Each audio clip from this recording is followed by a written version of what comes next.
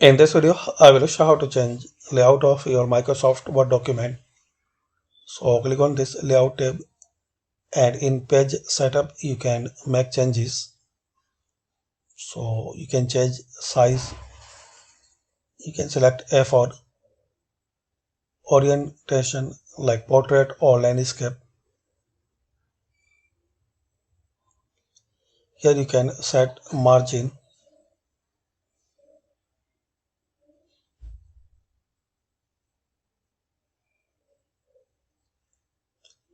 and you can set the column.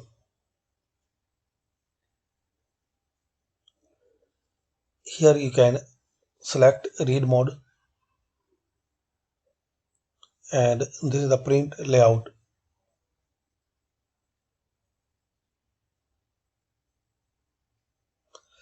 So it's a setting to change layout, and once you click on more paper size, so there are more settings for page, margins and layout.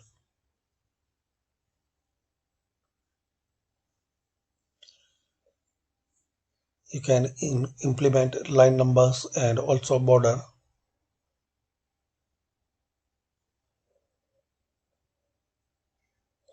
like this.